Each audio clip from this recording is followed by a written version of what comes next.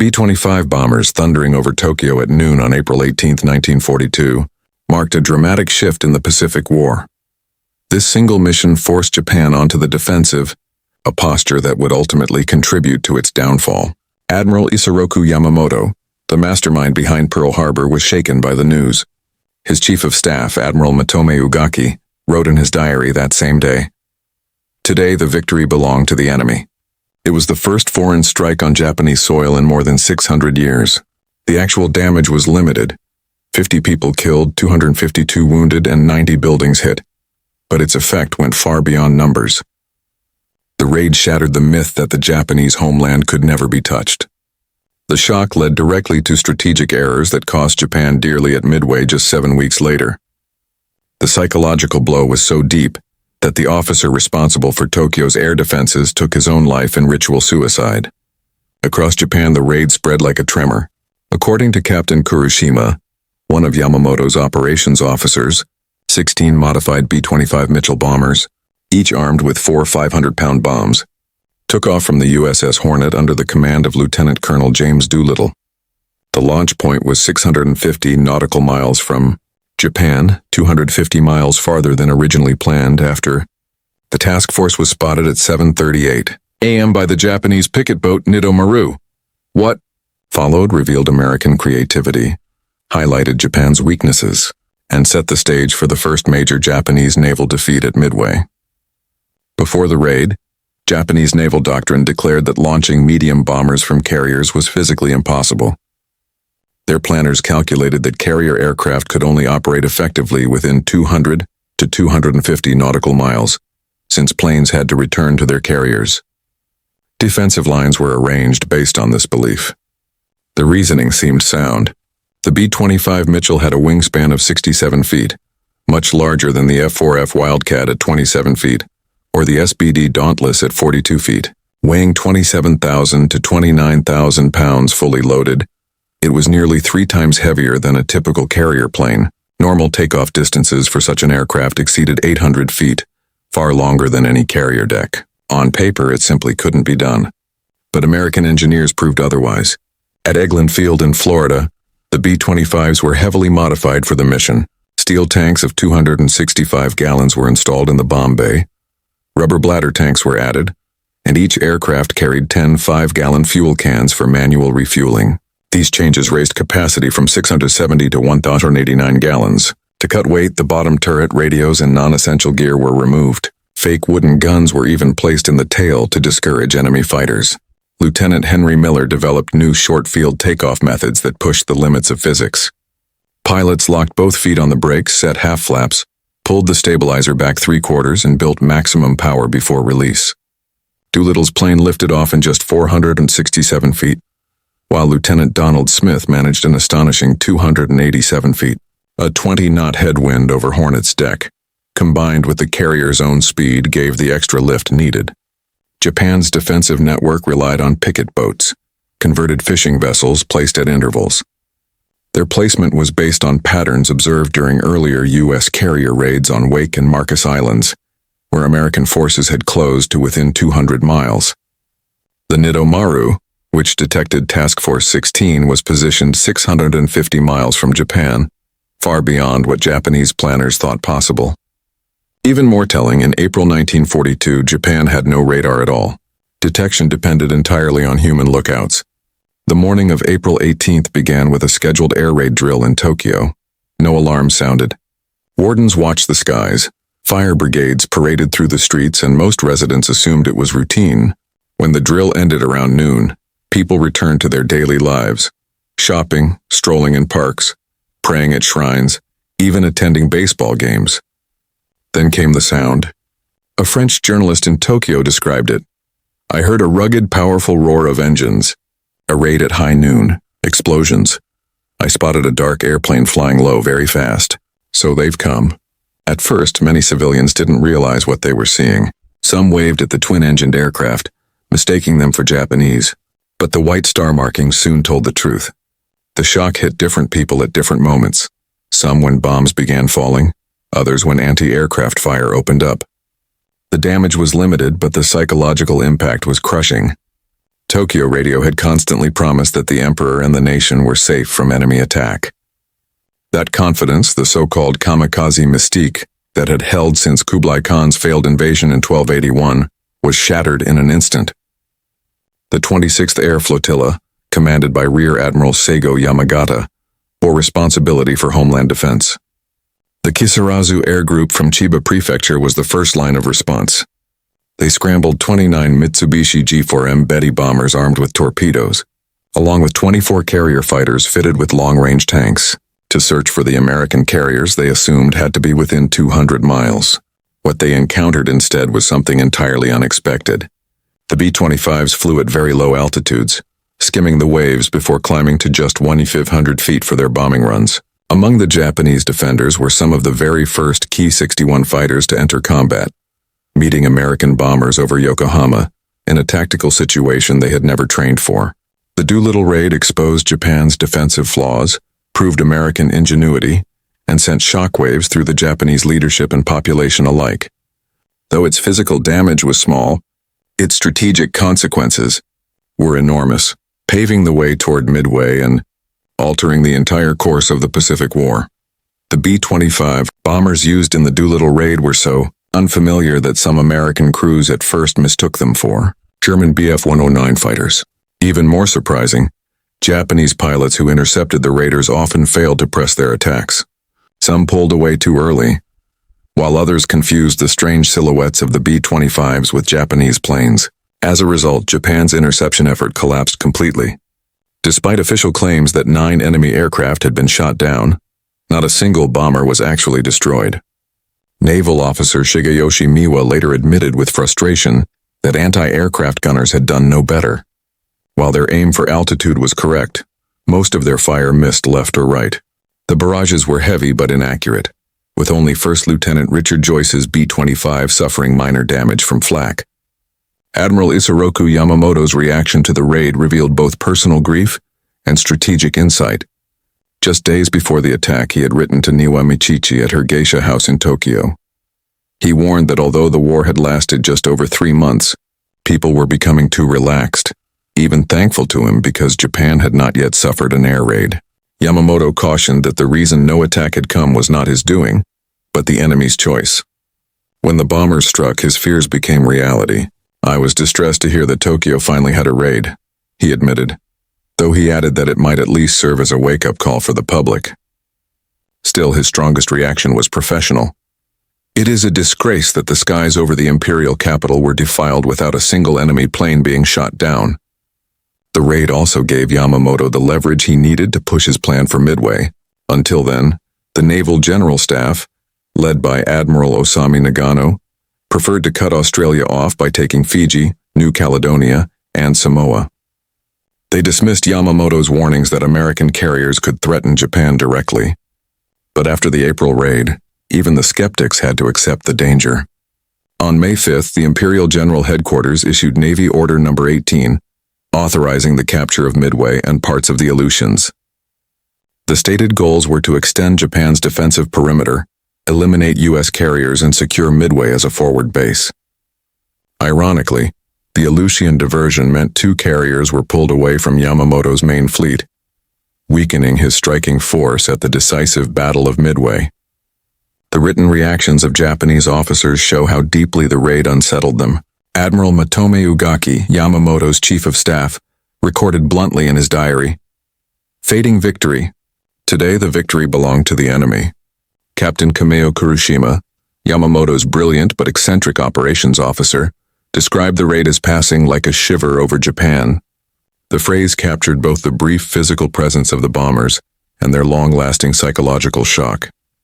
Naval officers such as Mitsuo Fuchida and Shigeyoshi Miwa, though bitterly disappointed, admitted the raid was excellent strategy from the American side.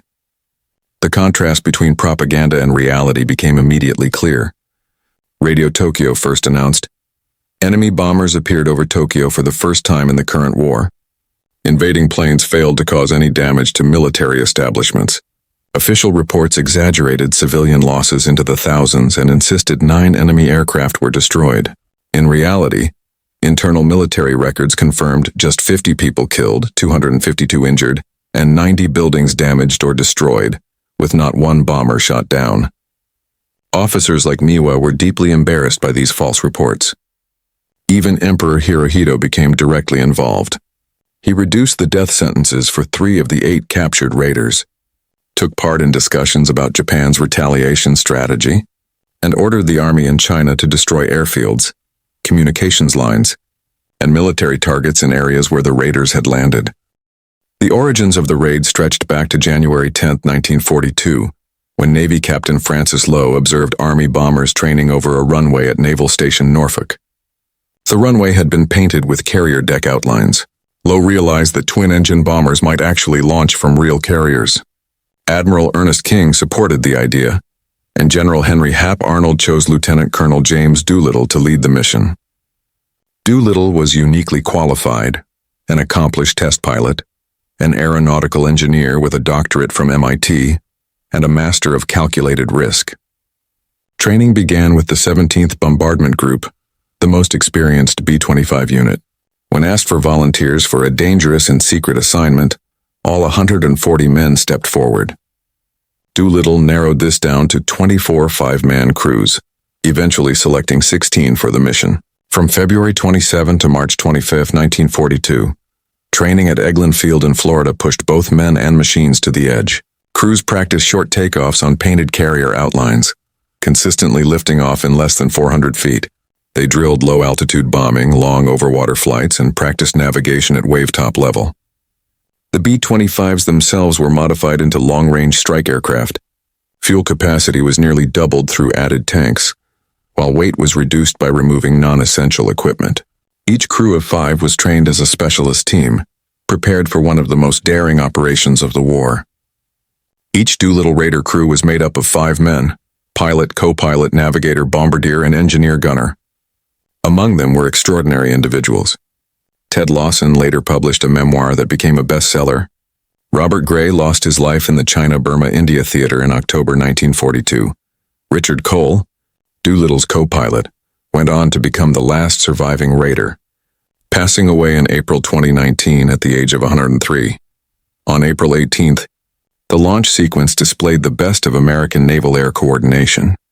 Despite heavy seas crashing over the bow of USS Hornet, and the Japanese detecting the task, forcing the launch 10 hours earlier and 170 nautical miles farther from Japan than expected, all 16 B-25s lifted off successfully between 8:20 and 9:19 a.m. Doolittle himself took off first, using only 467 feet of deck space.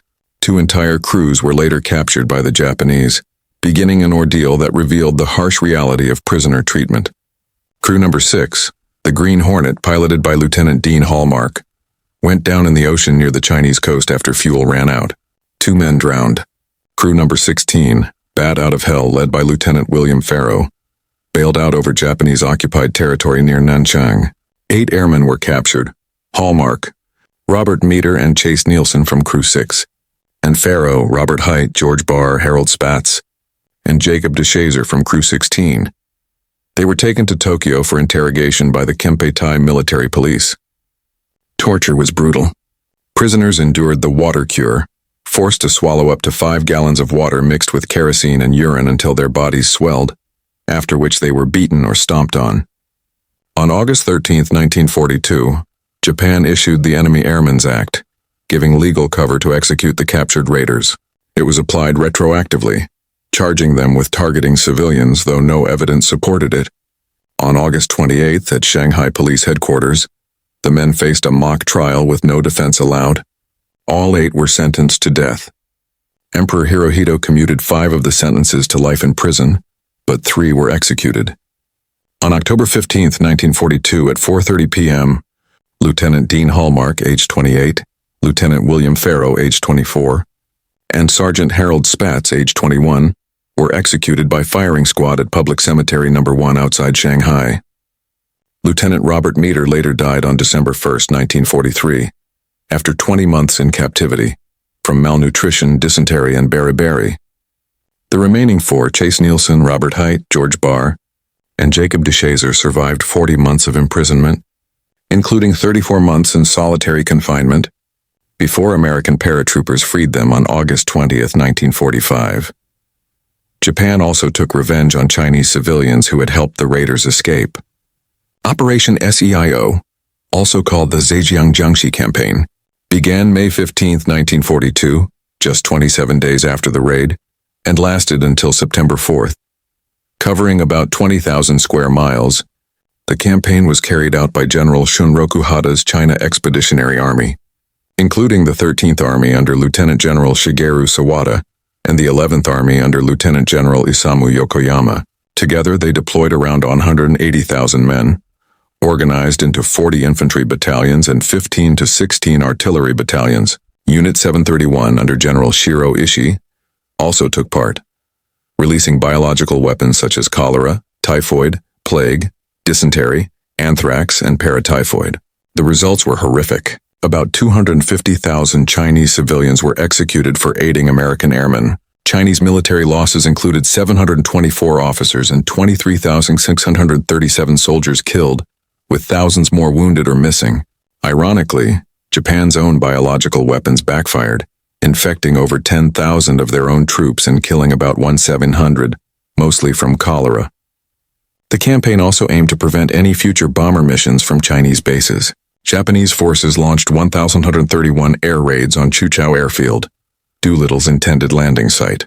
By the end, every airfield capable of supporting B-25 bombers was destroyed. The Doolittle Raid's strategic consequences were enormous. Immediately, Japan was forced to recall 4 Army fighter groups to protect the homeland during 1942 and 1943, when they were badly needed in the South Pacific.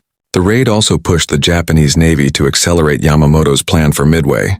By dissolving opposition from the naval staff and gaining Army cooperation, the raid helped set the stage for Japan's first major naval defeat. Crucially, Japan diverted 2 carriers to the Aleutian operation, intended as a side mission to prevent U.S. bomber bases in Alaska. Those carriers were absent at Midway, leaving Yamamoto's main force weakened. When 4 Japanese carriers were sunk on June 4 and 5, 1942, Japan not only lost ships, but also experienced pilots and the strategic initiative in the Pacific. The psychological impact was just as important. The raid shattered Japan's sense of security and created what U.S. planners later called a fear complex. Japan expanded its defensive perimeter far beyond what it could sustain, stretching supply lines that American submarines would later devastate. In the long run, the raid changed Japanese military strategy. Defending the homeland became the top priority, draining resources from campaigns in the Solomon Islands, New Guinea, and the Central Pacific. The loss of offensive momentum after Midway, sparked partly by the raid's psychological effects, allowed the United States to seize the initiative with its island-hopping campaign. Historians still debate whether the Battle of Midway would have happened without the Doolittle Raid. Authors Jonathan Parshall and Anthony Tully, in Shattered Sword, argue that Midway planning already existed before April 18th. Still, few deny that the raid was the catalyst that forced Japan's hand and set events in motion. Historians agree that while the physical damage from the Doolittle Raid was limited, its influence on Japan's strategy was massive. It broke down internal resistance among Japanese leaders and sped up their decision-making timeline. Scholar Mark Stilla notes that the raid forced Japan into a very inefficient use of forces, a problem that persisted for the rest of the war. Among the captured airmen, the story of Jacob DeShazer stands out as a powerful example of resilience and transformation. DeShazer, the bombardier from crew number 16, endured 40 months as a Japanese prisoner, including torture, starvation, and 34 months in solitary confinement. In 1944, a Bible given to him for only 3 weeks completely changed his outlook. When he was finally released, DeShazer made an extraordinary choice. In 1948, just 3 years after his liberation, he returned to Japan, not as a soldier but as a missionary. He began his work in Nagoya, one of the cities he had bombed. His message of forgiveness spread through his widely circulated tract, "I Was a Prisoner of Japan," which reached millions of Japanese readers. The most remarkable conversion came from Mitsuo Fuchida, the man who had led the attack on Pearl Harbor. Struggling to make sense of Japan's defeat, Fuchida read DeShazer's testimony and experienced a personal transformation. The 2 men, once bitter enemies, became friends and fellow missionaries, a living symbol of reconciliation. The other survivors of captivity followed different paths. Chase Nielsen stayed in the military and retired as an Air Force officer. Robert Hite combined civilian work with service in the Air Force Reserve until his death in 2015, becoming the last surviving prisoner. George Barr, badly damaged by his brutal treatment, was medically retired and lived with psychological scars until his death in 1967. Strategically, the Doolittle Raid accomplished far more than its planners had imagined. Though the bombs caused little material destruction, the raid shattered Japan's sense of security, pushed leaders toward the ill-fated Midway campaign, triggered brutal reprisals in China, and forced Japan to waste resources defending the home islands. For the 80 volunteers, the cost was severe. 3 men died during the raid itself, 3 were executed after capture, 1 died in prison, and 10 more were later killed in combat. Their sacrifice permanently shifted the balance of the war. The raid was also a technical triumph. Launching Army medium bombers from a Navy carrier showed American creativity and cooperation between services, an approach that would define the Pacific campaign.